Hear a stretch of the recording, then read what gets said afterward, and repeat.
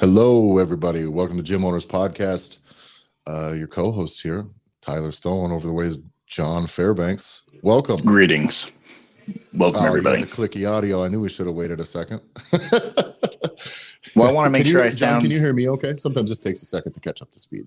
You are smooth as silk per the usual since I'm smooth on your end? Okay. Oh, absolutely. Well, we're just going to assume that it is that way on the recording side, and I'm going to power forward here. I think it normally only takes a few seconds for this thing to get warmed up. So, guys, we're going to come through some recap for you guys today. We want to go through like everything we've kind of covered up to now and like zoom out and give you guys a little bit of overall context so that if you're kind of new, you're not like, if you come in the middle, like some of the stuff sounds like it's out of sequence or like way next level, especially if sometimes you can't see the forest through the trees. So I think we've done a lot of laying out of some of these frameworks, and now we just want to zoom out and be like, all right, guys, let's give you a real overview of like, what is gym hacking? Like, what does it mean to hack your gym?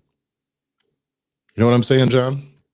Yes. So let's jump right in. That's perfect. Camera trouble and sound trouble. We are on a roll. We're just playing. I'm just playing around. Every time you got a new thing, you got to play around with stuff, make everybody uncomfortable. No, so definitely what Tyler's talking about, right? So this is the idea where we want to be able to jump in and start talking about, kind of zoom out and say, we've given you a lot of framework. We've given you a lot of things we're talking about, and we've made a lot of references to a particular word that I think deserves us kind of adequately going over and kind of firming up what exactly it means. Yeah. And so this phrase is gym hacking.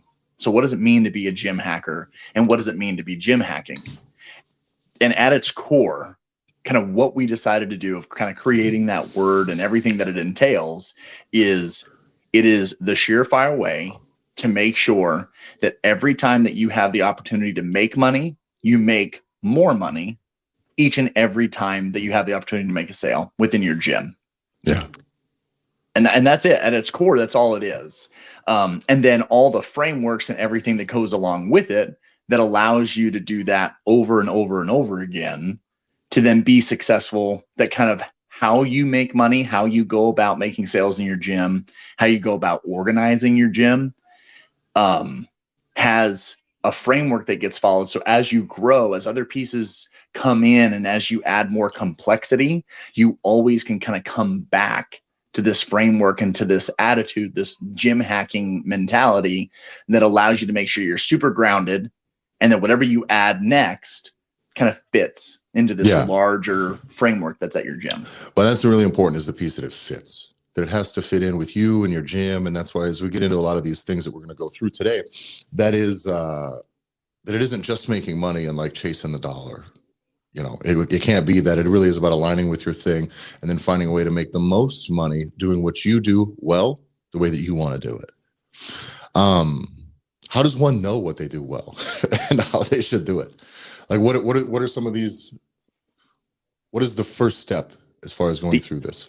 We've talked about this before, so you definitely can go back to previous episodes and kind of where we drilled in pretty deep on this one particular topic. And this is the idea of like building the framework, building the foundation at your gym. So we talked about, this was what we call as the T3 framework. So this is the idea of you're looking at your teams, you're looking at your tribe, you're looking at the transactions that are happening inside of your gym.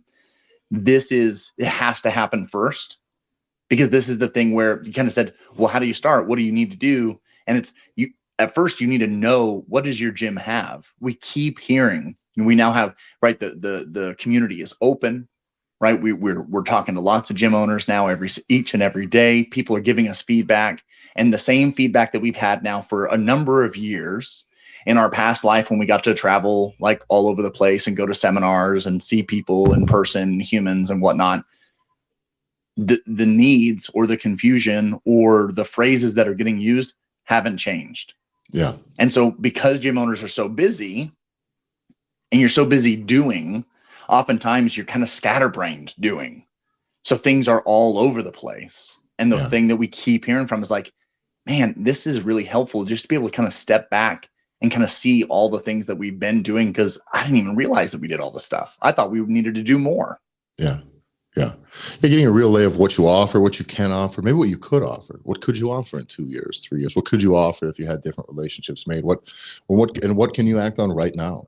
You know, what do you do right now that you could package and sell differently? And I think those are knowing your gym, what you can do, how you can do it, how you want to do it is extremely the thing. But as the person goes through this process to identify all of it, it's really important that they understand that just knowing where you stand is great. And knowing what you want to do going forward is wonderful. But implementation and doing, the gap between knowing and doing is literally where all the secret sauce is. And I think that's the piece that we make sure very, very well that people get going on this stuff here. And it doesn't just stay as words and it doesn't stay as rah. And it's not some just philosophy checklist that you got. I mean, we want actionable things, and gym hacking is really about a plan forward, but a process forward. And the actions that come next. I think it was the piece that, and I've talked about this before, and you and I have felt really passionately about this idea, but it's the concept where it can't just be a blueprint that people are buying. It can't just be like an ethos or a method or a methodology or whatever you want to call it. It cannot just be fancy things that can go onto a bumper sticker. It can be a really great quote post, right? It has to be something that is like, okay, this is great. Now what? And the now what for me is where the rubber always has met the road. And whenever I've taken online courses or seminars or events and been involved, it always felt like that was the piece that was always the most lacking. It was the piece of like, okay, great. How do I do what you're talking about?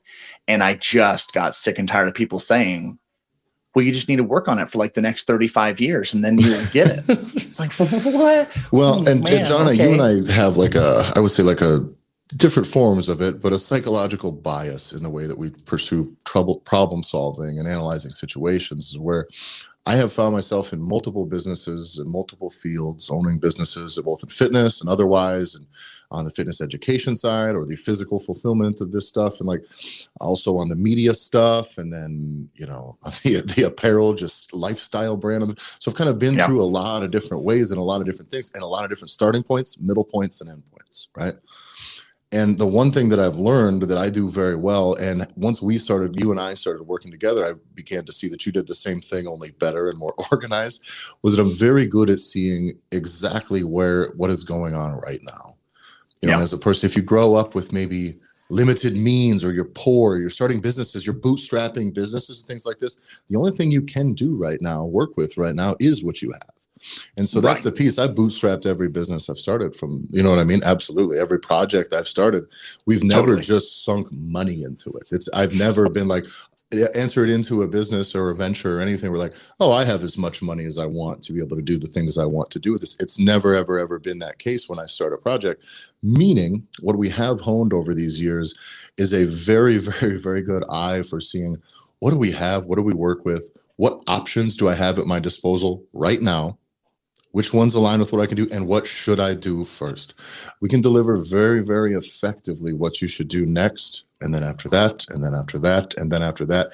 And those pieces may not lead you to $1 million a year business, a $2 million a year business in the first 6 months, but you're now on the path. And when you get through some of those things, then we start looking, okay, what's the next thing, the next thing, the next thing? And that's what we built into this process, is that identify, come up with a plan, and truly execute on that plan.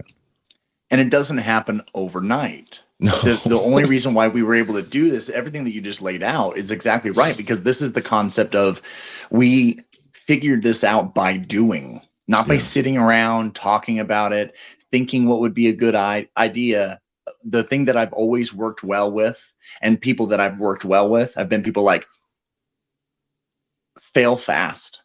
Yeah. So you need to get in, you need to test a theory out. You can't sink in 6 months of research and all of these other things that go with it. It's like, you still need to do certain important pieces, but that needs to be, when it comes to research and figuring it out and looking at your market and all this other mumbo jumbo bullshit. But at the end of the day, it comes down to doing.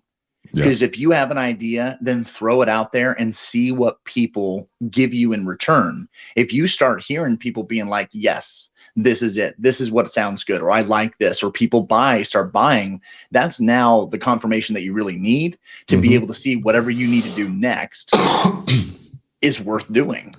Otherwise, it just becomes what I call, and we'll talk about often, which is this analysis paralysis, where everyone starts thinking about, well, like, oh, it has to be perfect, and social media makes it such a struggle. Yeah. Because you look around and be like, man, like I can't do what they do, or they have this, or they have that, or whatever it is. And then you're like, well, here I am. I'm just got my stuff over here, and it kind of sucks and whatever. And that's where it's like, just like you said, the bootstrapping, like duct tape and spit, is all you need to really kind of put something together. Because at the end of the day, people, goes so much deeper, but it's, people are not at your gym because of the back hyper machine that you got. No. So stop thinking that the back hyper machine is going to be the difference maker. Yeah. You're the difference maker. You're the reason why people are there. The coaches are the reasons why the people are there. How that you feel, like all these other intangible pieces are why they're there. And all layered on top of the fact that those things and how they're able to give them at its root the experience and the results that your clients want. Right. These all of these things need to align, and that's why you cannot just come in and be like, I'm going to recraft and sell, or I'm not just going to look at this thing like, what is the perfect way to move forward? How do I move forward flawlessly? I got this plan on. You cannot spend 5 months scratching out this plan and changing this and coming up to some perfect thing. Like John said, like, well, what was it? Is this the Macho Man? The cream will rise to the top. Right. But in time, so once you get these things out, you start operating these, then you just make changes based on what works and what doesn't. What's interesting to me is how often people sit back with a system that's not working for them. It's not right now. And you're not changing it. Why? And that's because, and by the way, you can come up with the best plan for it and the best ideas for it, and yet you're sitting in a plan that's not working for you and it is not moving forward. What is your plan and what are you going to do? And I think that's important, to not just execute this thing, but to really, like, you got to bite down and you got to go forward. You really got to push forward into this thing. And the term we use is ruthlessly execute. Right. It's not a thing you kind of do. You don't go in and you're never going to go up to a person and present, your stacked offers from your plate framework. You're never going to come and be like, hey, this top option is, no, come in and be confident in what you do. And you've put these things together deliberately in a way, by the way, that should matter to the client. It should matter to them because it is to help give them an increased chance of success, or an option to choose a more premium experience or a more high-end experience. Or they can choose a lower option, maybe fits their budget. And then they understand the types of trajectories they could take as they choose to develop or get more comfortable with you as a coach. But you need to come into there with that confidence. Like, this is my thing. This is how we do this. And being able to ruthlessly execute on these plans, both in designing them, selling them, fulfilling them, with honor, like you do as a coach. Like, this dude picks some premium shit. He needs premium results. He needs premium effort, premium enthusiasm. And you're going to learn, that's going to bleed through your entire gym. And that's when the culture shifts completely. And then it doesn't become a thing where you're just bearing down, like biting forward into the wind and leaning into the cold, trying to trudge forward. Now the thing has momentum and people understand it, and you have the confidence. That feedback loop reinforces itself. And then it's not so goddamn hard, because we're still, a lot of this process is changing things, right? To get you from standing still or skidding backwards to going forward, and overcoming that momentum it's not always the easiest thing in the world, but as long as you just commit to doing and moving forward, 1 month, 2 months down the road, and you're already past it. You're already past so many of the problems that you thought you didn't even have a solution for. And that's why actually executing, no more analysis paralysis, no more thinking about it. Gym owners get stuck in that martyrdom mindset a lot, because it's like, I'm just trying real hard. I care about these people, and you put that first, and you should.